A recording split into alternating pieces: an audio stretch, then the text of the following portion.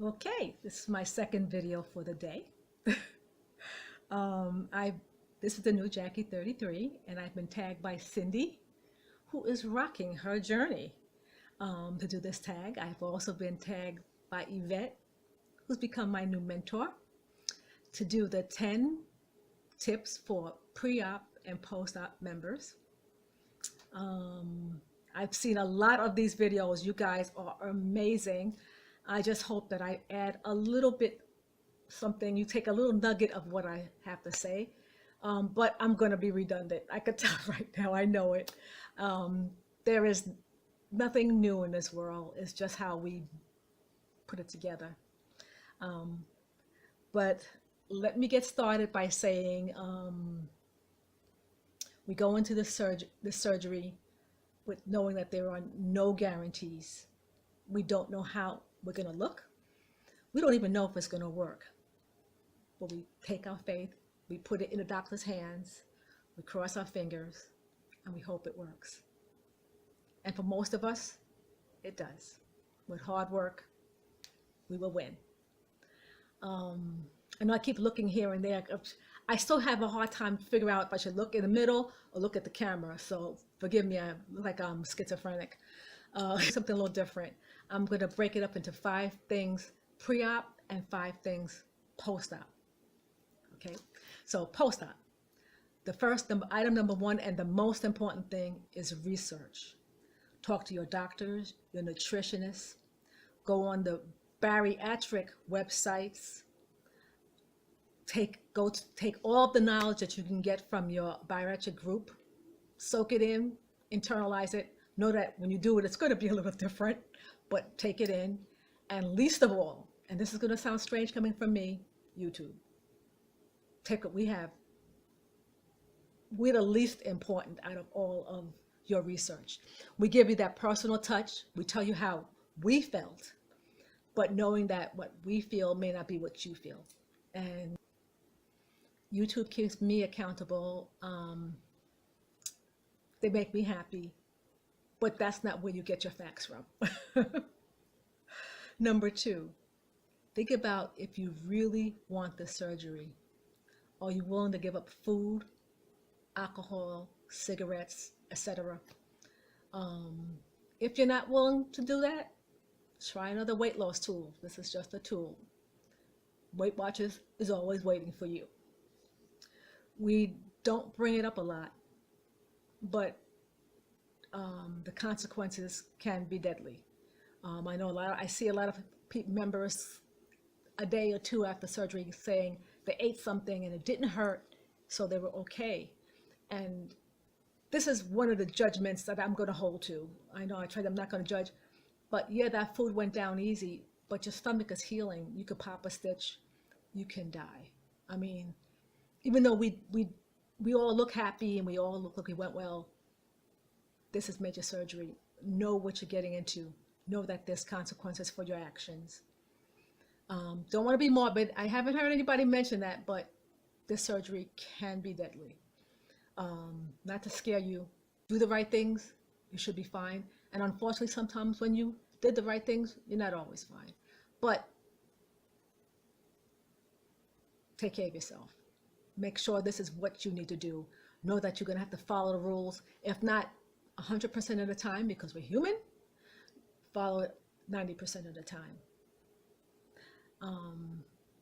I knew before my nutritionist meeting that I was going to be determined, and I knew I was going to win. I was in all the way 100% before the beginning. I am intense with this thing. I am self-absorbed. Everyone can't be like me, and I know sometimes I am too much for people because I am so determined that this is going to happen. You have to be determined that you're going to do this. You may not have to be as intense as I am, but you have to know this is what you need to do. Number 3, enlist help. Listen to your heart first. Friends and family second. Hate to say this, in our families, we have certain dynamics, and friends and family sometimes don't want you to be smaller. They want you to stay bigger for their agenda. They like you the way you are. You may not like you the way you are, but they like you, whether it's for a good reason and sometimes it's for a bad reason. So listen to your heart. If your heart's telling you to do this and they say don't do this, listen to your heart. Um, Even afterwards, everyone's not going to be happy for your losses. You don't want to think that. And I know I'm sounding negative, and I apologize, but that's the reality. Everybody has their own personal agenda. You need to follow your personal agenda. With that being said, try and find that person that will, or persons that will be your support, will be your rock. I got my rock. The man and my kids are my rock. He was behind me when we thought it was self-pay. And trust me, thinking of 20 to 25 grand, that's a hell of a lot of support. But, you know, find those persons. And if you don't have any in your family, venture out. There's social media. Once again, be careful of that, but they're there. Psychologists, surgeons, support groups, find it. And if I heard some members say that they don't have anyone, if you don't have anyone, talk to yourself. You know, maybe you might need a psychologist. You know, do what you got to do. Follow your heart. Your heart will tell you every time where to go. Number 4, journal. Journal now. Start now. It could be old school on paper. It can be on social media. For me, for 6 months, I did it on my iPad. No one has to see it except you, but do it because you're going to forget the struggles you had. You're only going to remember the good times. That's all I want to remember. I don't remember the bad times, so I look at those videos. And when I look at the iPod, I wonder, why did I slit a wrist? It was sad. So start journaling. Take pictures. I know we don't want to take pictures. We don't want to see it. Take it. You need to see it. You need to remember it so you don't do it back. You don't want to relive the past. God, I sound so freaking morbid. Sorry. Number 5, measurements. Take measurements. Track what you eat. Track how you exercise. Some members use MyFitnessPal. I like to lose it. Doesn't matter what it is. Old school paper. I just got an agenda from Jillian. She gave out 100 sheets for the first page. Doesn't matter how you do it. Do it. If you don't see it, you're not going to pay any attention. So that chocolate bar that you didn't write down on the paper, it didn't happen. But your body knows it happened. I have a number 6 for the pre-op. Try not to listen to your friends with horror stories. They love to give you those horror stories. Joe Blow died doing this. Jane Doe died doing that. Don't listen to them. Most of us don't die. We don't. We strive.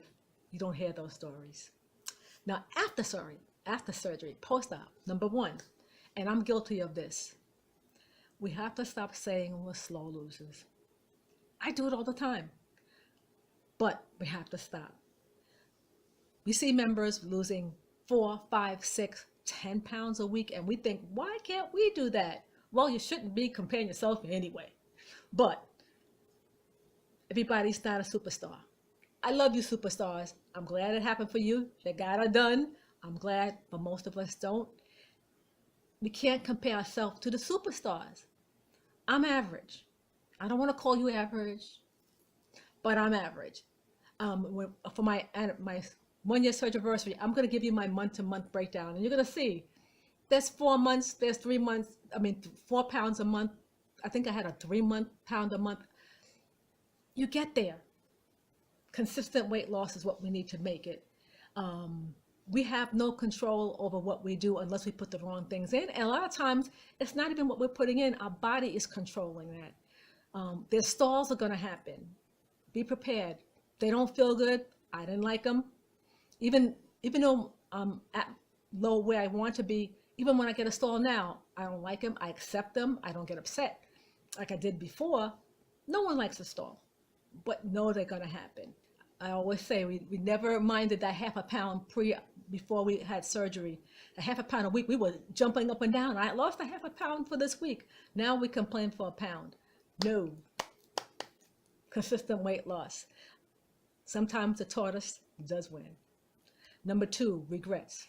Now I gotta be careful with this one because I never had regrets, so I don't know how it feels, and I never minimize your feeling of regret. It is real, but know that you're gonna be up. Your stomach is gonna be upset. Um, you're gonna have discomfort in the hospital. They cut your body up. Know that you don't know how to eat. You're gonna dump. Know that you're gonna get depressed because you missed that pasta carbonara. Know that you have to figure out how to exercise, drink your water, get your protein in. I still haven't gotten it down yet. It's been a year. So know it and know that your regrets will be temporary. And if they're not temporary, you need to see your surgeon or your psychologist. Something else is going on. This is the best thing that I've ever done in my life besides have my two ladies and marry the man. Don't put yourself in a situation that you can lose control. We are addicts, food addicts. Okay, I am a food addict. And when I find myself in situations where there's food, I may not go crazy, but I'm gonna do something. And no matter how much I talk to myself saying, you're not gonna eat that cake. You're not gonna, well, I don't do ice cream, but you're not gonna eat the cake. You're not gonna do so-and-so. You find that you will do something. So sometimes it's easier just to remove yourself out of the situation till you get a handle on it, or you can do it. I like to go to other parties, so I go and I do have that little something, but there has been time where I said, I can't go. In the beginning, I just did not go. Learn to listen to your body. Learn to listen to know when you have to drink water, how to get your food down. This tool works only if you work it. If you do nothing, this tool does nothing. Everybody says this is easy, and if you listen to those people saying it's easy, you think that it's a miracle. It's not a miracle. Do nothing, nothing happens. Work hard, it will do everything for you. It will do everything. They say no pain, no gain, and it is true with this. I always say, God, I lecture so much, I apologize. I always say that I didn't spend $5,000 plus, cut myself up, go through the struggle for nonsense. Working it. I am working it. Number 5, learn to smile when family starts telling you lost too much weight. And they're going to do that. I'm hearing this every single day. Girl, you're melting away. Hello, skinny mini. And some actually told me, you got to stop losing weight now. Listen to it, smile, say thank you. And in your heart, you know what you're going to do. You know, well, that's it. I just gave you 15 minutes of a lecture. My kids hated that. I hope I didn't lecture too much. I would like to close with saying, I love you too. And I love the weight loss community. But we are all amateurs. And we're just winging this. And you'll see us all of our good and some of our bad, and know that you're not seeing everything. So please do not try and be like us. Okay, I gotta make it personal. Do not try and be like me. You're not seeing everything. That's why you watch hundreds of videos to see lots of people. Listen, look, but know there's more to this journey than what you are actually seeing. And one last thing, and I know people are gonna hate me for this one. You're gonna hate me for this one. Don't blame YouTube for what you don't know. I see so many people go, well, YouTube didn't tell me. Well, we shouldn't tell you. Your doctor should tell you. Your nutrition should tell you. The bariatric website should tell you. We should not be telling you because our experiences are different. Once again, I'm freaking lecturing. Maybe I shouldn't have done this one, but that's it for now. Work hard, love hard, lose weight, get healthy. Bye. P.S. This is a tag, and I forgot to tag. Okay, here goes. I gotta look at my list. I tag S. Walker. I tag Green Machine VSG, Aussie. I tag Indira. I tag my girl Lily RMY. I tag Girl 83, the new Nisi, and the last one is Toya Shrinking 16. Um, can't wait to hear what you got to say. Bye.